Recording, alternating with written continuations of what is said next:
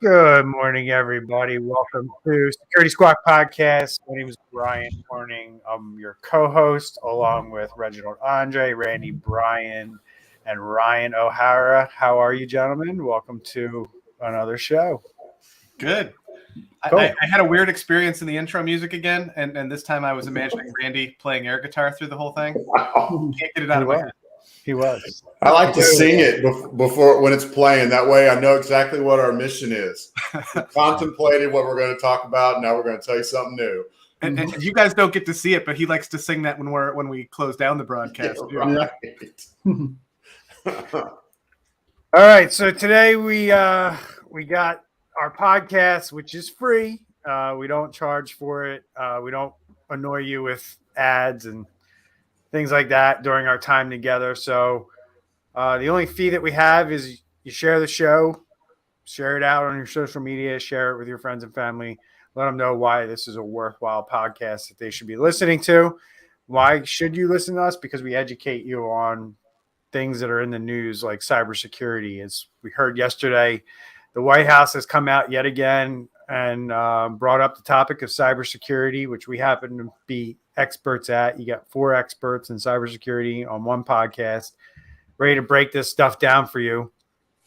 And the White House is kind of telling businesses in the United States, get ready, because my guess is that things are going to escalate between the United States and Russia over what's going on in Ukraine. And one of the responses is going to be Russia unleashing both their government hackers and then their private hackers onto basically all U.S. companies, probably going to go after critical infrastructure. We're already seeing it with some food supply ransomware attacks and things like that are going on right now. But we're going to get into that today. We're going to get into specifically what businesses need to start doing inside their business. You know, we talk about these types of things all the time. But there's specific things that you should be doing in your business to figure out whether or not you got somebody in there who's about to do something. So before we jump into that, we're going to cover some interesting cyber attacks that are happening against some very big companies. And there's an identity and access management company, which is basically a fancy term for password managers and two-factor devices and software. And we're going to get into that, kind of fill you in on what's going on there. We think it's fairly interesting. Might be a little bit technical, but still people should be aware that how deep this stuff goes. And by deep, I mean by like how technologically deep this goes and how hard it's going to be to prevent if things like this continue to happen. And then we also have a pretty big company who got fined $500,000 for some shoddy security. And we just wanted to talk about that a little bit. The FTC kind of in the United States kind of came down, dropped the hammer on this company, and we're going to get into that. So without further ado, I'm going to share my screen here. But Randy, we got this Microsoft and Okta, and I think it's more, from what I'm reading, it's more Okta, right? That's the concern here. But Microsoft and Okta are investigating potential attacks by the Lapsus hacking group. So before we jump into what's going on with Microsoft and Okta, anybody can jump in here, but Lapsus, let's just talk about them real quick. They've kind of been in the news a lot lately. Who are they? And what's their claim to fame? Who have they hit so far? Go ahead. They've been all over the news lately. So Microsoft and Okta are the 2 recent ones. They were NVIDIA, and then one of the other big ones that we've talked about in the last couple of weeks too. I can't remember for sure. But there's I don't know that there's a whole lot that everybody knows about them yet. There's a lot of speculation. This particular one, Okta, that kind of broke overnight and in this morning. A lot of speculation going on as to if this was a recent breach, or if this was something that was, if they've still got access, or if this was, Okta came out this morning saying that this was something where they're not seeing any signs of an active compromise, that this looks like it was an isolated incident from back in January. But then there's also speculation too that they could have been in Okta for a while, and that's how they got access to some of these other big ones, because of the authentication piece. Randy, you good? I think Ryan pretty much covered it all. This particular attack, they're saying that they stole like 37 gigabytes of source code for Bing, source code for Cortana, source code for a bunch of internal projects. They've leaked it onto onto the web, which, it may be that they don't have any of that, and they've just leaked. Maybe they've leaked some malware, and maybe they know, like, Microsoft and Okta are going to be like, "Holy crap, our data's on the internet! Oh, look, they put it out in a, they put it out on the internet. Let's get it. Let's download it." And maybe it does have malware in it. The reason this could be a potential big deal, and that this could affect businesses, which is our mission in this show. How does this stuff affect businesses? We're talking Microsoft and Okta here, and we're talking source code, which means they're going to look through all of the source code and find vulnerabilities.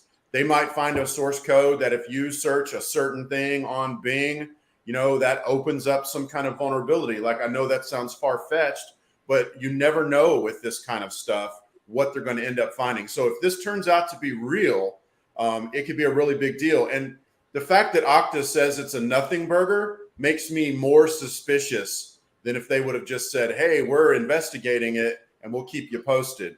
So I'm a little leery of whenever I hear that from a big corporation, that they say it's no big deal. We're not seeing signs. Could be that the attackers are more sophisticated than Okta, and they're all over the network and just hiding themselves. So this potentially could be a pretty big deal because so many people in business use Microsoft and Okta products.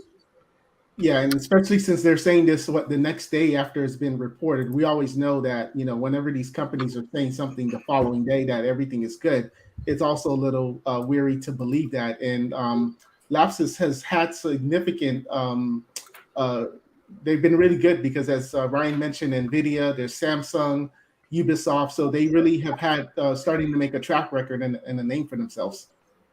So real quick, Randy, you mentioned so many people use Okta products. How do I know if I'm using an Okta product or not? Well, I mean, bottom line, you'd know because you'd see their name on things. But a lot of cybersecurity companies, MSSPs, use Okta for identity, like you mentioned at the beginning, for identity verification, for multi-factor. I mean, so there's a lot of people that are using these. This is not a tiny player. This is one of the big players in the identity world.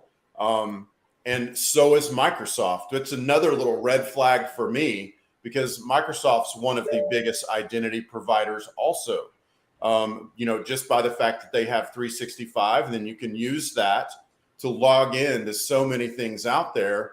I mean, it looks to me like either Lapsus is going after the keys of the kingdom directly, and we're seeing the results of that here, or B, they made a big brouhaha and they're uploading malware in their torrent, and they know Microsoft and Okta are going to download those torrents and look at them. Hopefully they're going to do it inside of, a Faraday cage or something that's standalone, but you never know.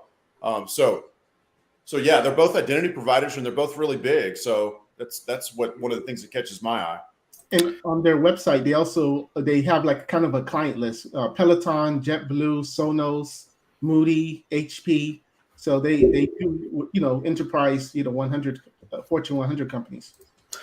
So this is no surprise. I mean, it's such a cat and mouse game with cyber defenders and attackers, and that they're going to start attacking two-factor because two-factor is the thing that everybody's putting in place right now to protect themselves, right? And it's not a cybersecurity industry I guess, directive to do this. This is coming from the cyber insurance world, right? We're seeing an increase in requests for multi-factor authentication technology or identity access management technology, simply because that's what cyber insurers are requiring right now, right? And if I read the tea leaves and I look at what the future is going to bring and I bust out my crystal ball, as zero trust becomes more prevalent, as insurance companies basically require you to implement zero trust at some level in order to even have cyber insurance. I'm already seeing talk in the insurance industry of insurance companies who write these cyber insurance policies, the carriers, partnering up with cybersecurity companies, where basically you have to let them install their zero trust tool on your system or you can't get an insurance policy. That's where all of this stuff is going. And this is what people need to be aware of what the future holds. And it won't be long before attackers are trying to figure out how to circumvent zero trust, which is basically right now considered the gold standard for stopping ransomware and stopping hackers. So, that's kind of the world we live in. I don't know. Anything else you guys want to add to this before I move on to? I mean, just to follow up on the MFA thing too. So that I got a call from one of my insurance contacts yesterday, and they work with a bunch of different underwriters, and they had messages from two of them that said, going forward, if MFA is a deal breaker, if a company is not using MFA, they will not write the policy. Right. Yeah. Two things. One, our very first episode of the year, Andre said 2022 will be the year of, if you don't have MFA, you're going to get hacked. So that's been true from like the day after. I have used that quote so many times. The other thing is here, it's a cat and mouse game. So right now, MFA gives you the upper edge. A month from now, 6 months from now, end of the year, whatever it is, there's going to be something that, they're going to do things like this. At some point, this won't give us the upper edge, but hopefully there'll be something else, in the path at that time. And that brings up a great point, what you just said there. And this is something that I want to make sure that business people are crystal clear on, because we do a lot of net risk assessments. We do a lot of, we scan your environments, and we let you know kind of where you're vulnerable and where you can be hacked. And a lot of time, what we also offer is a service around that, where we keep you in compliance, or we do things to make sure that you're not vulnerable.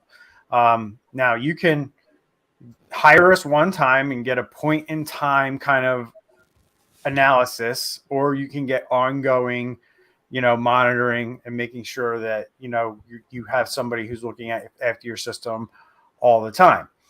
And I am constantly getting people coming to me now where they think that they can just hire us one time, get that point in time scan, fix everything that we identified, and then they're good. But the problem is, the very next day after we walk out of there, your threat landscape changes. And if you're not working with somebody who's consistently monitoring and keeping you up to date on the changes, you run the risk of becoming vulnerable the minute something becomes not effective. Meaning, like Randy said, 2FA, right? Like, what are you going to do? Who are you going to call? Who's going to give you the advice that you need in your business when MFA becomes the tool that's not effective anymore, right? But it's the thing that you think is saving your butt from getting hacked, right?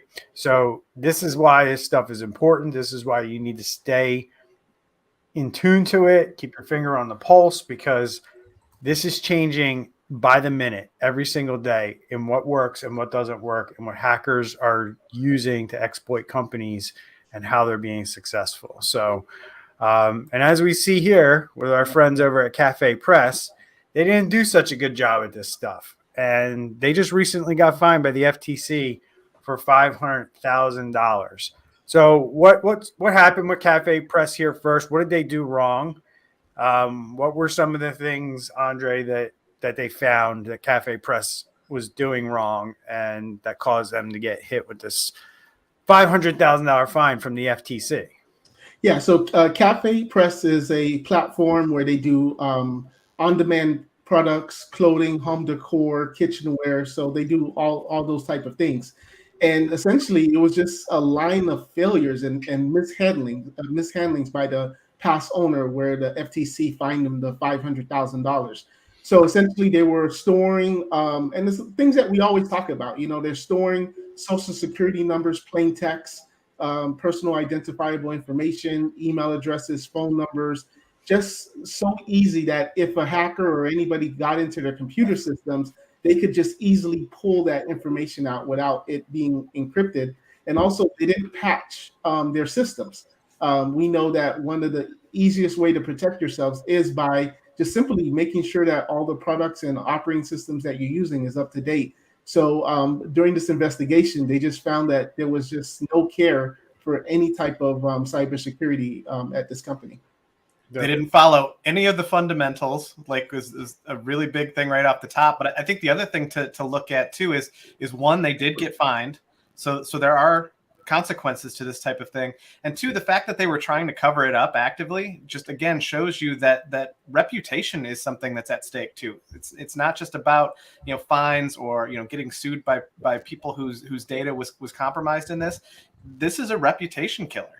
Depending on the size of your business, like something like this making it in the news could put you out of business. Not even fines. Some of the things included social security numbers out in the clear, like not even patched. I'm sorry, not even encrypted, and also password reset answers in clear text. And then it says they used poor encryption when they did encrypt. It says that there was at least 180,000 unencrypted social security numbers just sitting out there. Man, we had a restaurant. Why would CafePress have people's social security numbers? Help me understand that. Why would they even have them? I mean, maybe they did some kind of background check or something like that. I mean, and then for whatever reason, you know what? Because people can sell products. Yeah. So when you sell the product, they probably 1099 the people that are selling. So they need your social security number if you're a sole proprietor. That makes sense. So they probably also have EIN numbers as well, because I'm sure people have legit businesses, instead of social security numbers. But yeah, I mean, the article states clearly that this company was collecting more information than they really needed, and they were keeping it around for a ridiculous period of time. Right. So, and that's the type of stuff, guys, that, when we go in and we audit companies that don't have compliance, this is the kind of stuff that we see. We see companies that keep, you may have done business with CafePress 10 years ago, right? Maybe you started a little online store, you sold a thing or two, and you never sold anything ever again, right? But your social security number is still in possession of this company. They still have it. They're not getting rid of it. They're not going through a process of cleaning their data out, the old data that they no longer need. I mean, most financial service regulated industries only have to keep things around for about 7 years for most things, right? And if you're keeping information like this for 10 years plus, that's not good. It leads to things like this where a ridiculous amount of information is stolen. And like, if I did business with CafePress, quite frankly, I wouldn't have remembered that I did business with CafePress 10 years ago. And then you're wondering how your identity got stolen, how somebody's using your social security number to apply for credit or what have you. And it's because of a website like this. I personally think that $500,000 is not a huge fine for this type of screw up and this big of a company. I think the other thing here too is we, this is by no means an exception to the rule. So we see this day in and day out where companies are doing, these complete lack of fundamentals, at a basic level for security. And we usually talk about these things from a standpoint of a business owner trying to protect their own business. But I think this is a good point to make. When you're dealing with vendors, you need to be asking them questions about what they're doing for security, where you're giving over that data. So, I mean, CafePress may not, give you a whole lot of information. They're big enough, but if you're working with a CPA, for example, who's doing the books for your business, you need to be asking them what they're doing for security before you hand over all that information. And Randy, take this down your notebook, but I think that's a good topic for one of our shows, is talking about third-party auditing, because yes, quite frankly, that if I'm going to take a guess out of where most companies are failing, it's going to be that area where I would say that there's probably very few companies that do that very well, meaning auditing their partners and vendors. We've talked about that on this show before. And it's simply because it's a new thing and nobody's really comfortable with it yet, right? Nobody's comfortable with pinging their suppliers, what are your cybersecurity practices? We're right now at that stage where it's just starting to kind of happen, where you're starting to see spreadsheets go out asking you like what your practices are, things like that. What the recommendation is from NIST and other, frameworks is that you actually you do your own audit against your partners and suppliers, especially key ones that are involved in the delivery of your services. If you're in a regulated industry, that's not uncommon language, is to have, an audit performed on people who supply you with goods or services as part of your business and as part of your operations and delivery.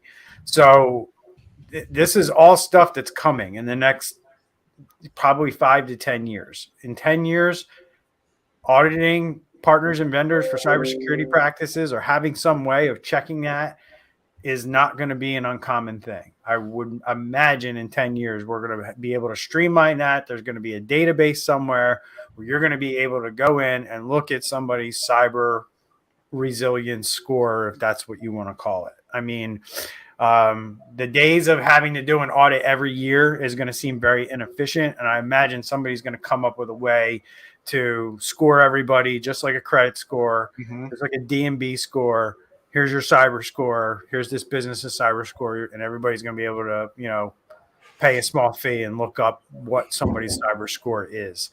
That'll be in 10 years. In the meantime, we're kind of got to do this on our own. I mean, the blind spot for people right now is, I imagine you look at a company like CafePress and you go, oh, well, they're a big company. I assume they got their stuff together. They're taking care of this stuff. And clearly that's not the case.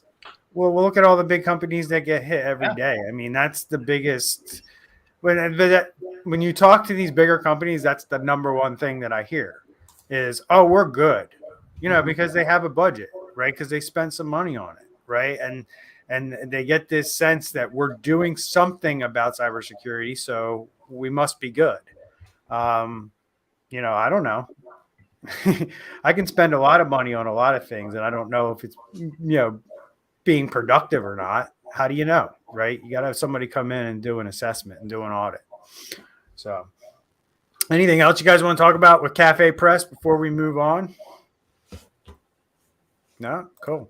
So our next one we want to get into is this whole made a lot of news yesterday, I guess. The White House / Biden has now warned business leaders. We kind of mentioned it a little bit, but warns business leaders to prepare for Russian cyber attacks. So specifically, they sent out the CISA director, and she provided some comments about 5 minutes or so, I think, around a little bit more detail behind this.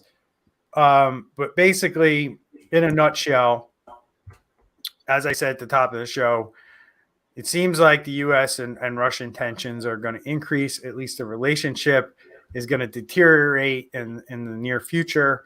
And that's going to basically ruin all of the diplomacy that Biden worked on early on in his administration to kind of curb this stuff. It seemed like before the invasion on Ukraine that the U.S. and Russian authorities were making progress into stopping some of these private groups, but it appears that that's all going to be undone based on what's happening in the world today. And Biden and the White House are warning businesses to prepare. So let's talk about this, guys. Specifically, what are we supposed to be preparing for, and how are we supposed to be preparing for it? So let's talk about the what first. What are we supposed to be preparing for? What exactly are they talking about here? Well, they're going to do all kinds of things. I mean, if there's a war, they're going to want to disrupt the economy. They're going to want to break the morale of the people, because if your economy goes to even more to crap, if the people are demoralized over the war, then we're going to put, we're a constitutional republic with elected leaders. We're going to put pressure on our leaders. So what are they going to do? They're going to do things like cyber attacks, where they do ransomware, where they're getting key loggers, logging into, putting in key loggers, backdoors, logging into your 365, basically anything they can do to extract money from you and disrupt your business. And I think that we need to assume that they're already in preparing for what they're going to do if hot war breaks out between these two countries, which hopefully it won't. And why do we, like, before we jump into how, right? You said a key thing there at the end. You need to assume that they're already in there. I already stated they're already here. They're already there. They're just waiting for orders to, because this is how this stuff goes down, right, Randy? They get access well before the timing of any kind of attack. So they're already in the networks that they're planning on attacking. Not to say that they're not trying to gain access to more networks every single day. They are, but I've seen it. I've heard from a number of people who've contacted us. I've seen it massively increase since a month ago, where people's email accounts are being taken over, their social media accounts are being taken over, and I believe that these are all precursors to what's going to come into an attack, right? And we could talk about all the various ways that account takeovers lead to cyber attacks on people and companies. But that's really what people need to be aware of here, right, Randy? And that's what you're talking about. Like, they're already in, and we know that they're already in because we see the information on the backside of like how many people's accounts. Number one, we already know the attempts have increased, right? But, I would say 2 weeks ago, I had a rash of Facebook messages coming into my Facebook with "look who died" and a link from various friends. Right? Which means they were probably using a weak password that was on the dark web, and they definitely don't have two-factor authentication turned on their Facebook account, right?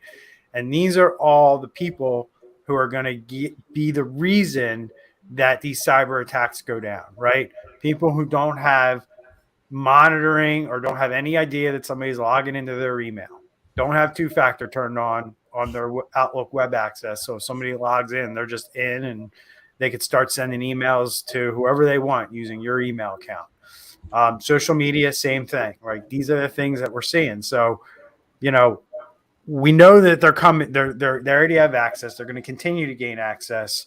So, how does a business owner prevent this kind of stuff? How do we stop it? You have to be monitoring for these types of things. It's not just about putting up a wall to protect yourself and saying, okay, I'm good. You have to be monitoring and expecting that they're going to get past those protections that you have in place. There's a variety of ways that people can do all sorts of things where they're just in there watching without you really knowing, unless you've got steps taken to look for things kind of in the background. Something, as simple as, they get into your email, your admin account, and they reroute your email so it goes through their server before it gets to you. Face value, you have no idea. Like, it looks completely normal, but your email went through somebody else beforehand and they're just reading it all. Something you mentioned, Facebook and weak passwords. If somebody has that, an executive, for example, and then they use that same weak password at the office. Yeah. Hey, big deal that their Facebook account got hacked. But then if they use that same password, how hard is it to find out where they work, what their work email is, and give that password a try, and then all of a sudden you've got access. If you're not looking for strange logins or any type of evidence that this stuff is happening, they could already be there and reading all of your email. You have no idea. So I'm I'm a business owner and I'm sitting here going, well, I have multi-factor, I have antivirus, or endpoint, whatever you guys told me to get. We have that. Will these things help me detect this kind of stuff? I mean, only about 70% of up to 70% of all attacks are file-less, Right. which means that your antivirus is most likely not going to detect it. CISA has a list of about 11 things on there, and they include things like patching and the antivirus, but we've also got things like process control, where you have a set number of processes on your computer, and that's all that's allowed to run. Where new stuff can't just be installed without permission. You also have auto elevation control, where you don't let all the users be local admins of their computers, where your software is going to inhibit that, and then make sure that everything is justified that's trying to happen. You can have like Ryan said, you can have software that's watching for anomalies on the network. There's a lot of stuff that a lot of people aren't doing, and then at the exact same time, but I guess I mean, we know that the technology exists for all that, but I'm just a business owner. Am I relying on guys like you and me and Andre and Ryan to get this stuff into my network? Or is there a way that I can do this on my own if I can't afford somebody like you guys? Like, what are my options here? Man, I think we're past the time where a typical business owner can really do it on their own. Yeah. I mean, I guess they could go around manually and update the computers and have antivirus that's going to give them maybe 25% protection. Put on MFA, maybe that gives them another 5 or 10% protection. I guess in a way that's better than nothing. But when there's an onslaught and we know that this is going to mushroom even more than it has over the last 2 years, that what everybody used to do is not good enough. I will say, though, there are millions of people out there that aren't doing jack. So they're definitely gonna see something out of this. Well, I mean, it doesn't seem like, and that's kind of the reason why I posed the question, because there's no easy answer to this problem, right? And it's constantly evolving, right? And the reality of it is, and why, and it's kind of like one of those warnings from the White House. It's kind of like, yeah, it's like the British are coming. What are we going to do, right? It's like, there's not enough talent to fill the gaps. Companies can't go hire people to get the talent they need to be able to figure out how to run the tools to detect this stuff, right? We're in a major talent shortage here in cybersecurity, and it's not going to be easy for companies to find the talent required to do this, right? And so you're telling me I'm a business owner, I can't go buy some tool somewhere online and download it, put it on my system, and that'll alert me if some hacker's doing something on my system, right? It's, I guess, much more complex than just putting a tool on it. It requires a series of tools, and it requires expertise to be able to look at things in a way to determine if there's something nefarious going on inside of your network. So is this feasible? Is this warning from the White House is what business leaders, business owners have to do in the United States feasible right now? Because right now, at the bottom of this first sentence, it says telling them to strengthen their company's cyber defenses immediately. I mean, I just feel like that's not, I don't want to say it's bad advice. It's not possible. It's not possible. Like, this isn't something you can do immediately. There's a maturation process that every single business will go through when it comes to security. You're going to start somewhere, and you're going to do things, and you're going to get better. The organization's going to get better. The culture inside the company with all the employees is going to get better over time. Like, telling somebody to do something immediately that's like, hey Randy, go grow some bamboo immediately, like today. Like, I need some bamboo. It's not going to happen, right? At the same time, though, I think part of the struggle has been recently too. That stress, that security is inconvenient. So it's easy to push it off because it's going to be hard. It's going to be a big change. You're not going to be able to do it overnight or immediately. But I think the message needs to be: you need to start doing this now. You need to start paving that road to get to where you need to be. I'm getting feedback from somebody's mic, speakers, just so you guys know. Probably you, Randy. No, I haven't changed anything. I've been in the same position for like 30 minutes. I know, but I think it's just getting worse. It's been there the whole time. Is it gone now? Yeah, it's gone now. I muted my mic, so was it me? Yeah, it was you. Great. Here in South Florida, obviously with hurricanes and things like that, over time, there's been a lot of progress. For example, a new home. If you're remodeling your home and you're redoing your windows, now you have to put, for example, category 4 windows. And that's a mandate. And when you're doing your permits, they won't allow anything else. And when it's hurricane season, you have all the grocery stores, they're passing out flyers saying, hey, 3 gallons of water per day per person in your household, get canned goods and things like that. So I think it's got to be that type of approach for businesses without obviously the scare tactics to say, this is exactly what you need to be doing now. And of course, this should have happened a year ago, but this is what you need to do. So that way it can kind of be aligned and everybody knows that we're on the same page when it comes to cybersecurity and they have these check marks. Yeah, you like to use that hurricane, analogy often. And you've mentioned it before. It's like,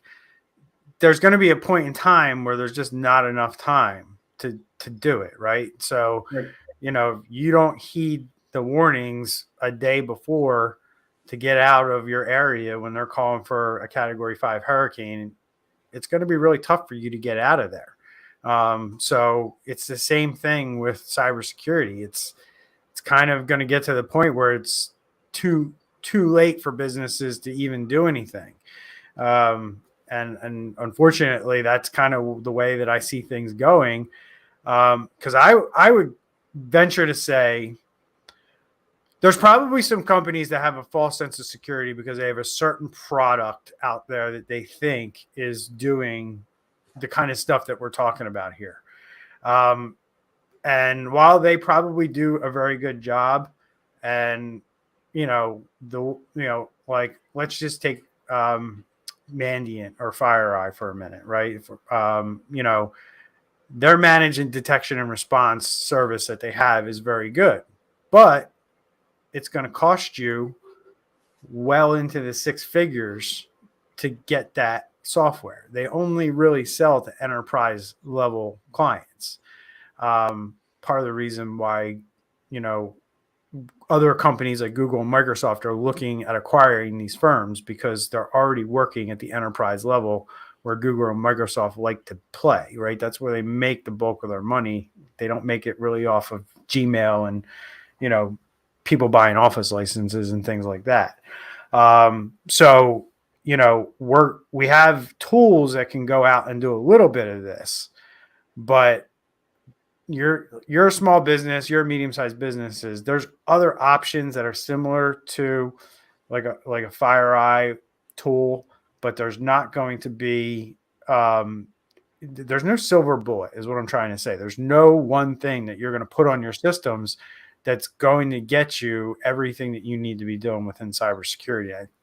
We talk about that all the time, but I think we need to continue to talk about that because so many times I hear business owners or people in charge of security saying, we got this one tool and they think they're good.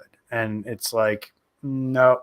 So, Brian, you make another good point there too about, that it may not stop everything. And I think that doesn't make that tool any less important. It's also important to have that data in an after action kind of situation, because in a lot of ways we're behind the 8 ball. These guys have been so funded for so long that there's stuff out there that they're able to do that we don't even know about yet. So being able to have that tool on these systems and capturing that data gives us the ability to do the forensics afterwards and find and learn from it, so we can stop and look for those types of things next time. So Yeah, even if it doesn't protect you, it's still very important. Yeah, the way I look at things is like what I try to explain to people is like every time we lock something down, and yes, locking something down from your standpoint as a business person or your standpoint as an end user can feel restrictive or can feel like IT is doing something to stop you. When really we're just trying to make things a little bit better and secure them. And a lot of times we secure things to a point to create tripwires, right? If we don't have these things locked down and maybe alerting turned on as well, sometimes people lock things down, but then they don't turn on any alerting or logging, and then you have no idea that something's actually happening, but they can't do anything, but you're not seeing the activity, right? So you get the proper alerting and logging in place, you lock things down, and this creates more tripwires for hackers to need to get over as they try to move through your network. And the more tripwires you can set up, the better. And you want to have these tripwires in place, and you want to have, guys like us who know how to set these things up properly. So when they do trip these, wires, somebody knows about it, and then you can look at it, and then that's your early detection system. That's when you have somebody in your network way sooner than they can do any damage. And that's really the name of the game right now. So how we doing? Are we good? Good. Yeah. All right. I got to end the show. I got things to do. So appreciate everybody. Please remember to share out our show, and we'll see you in the next episode. Take care, everyone.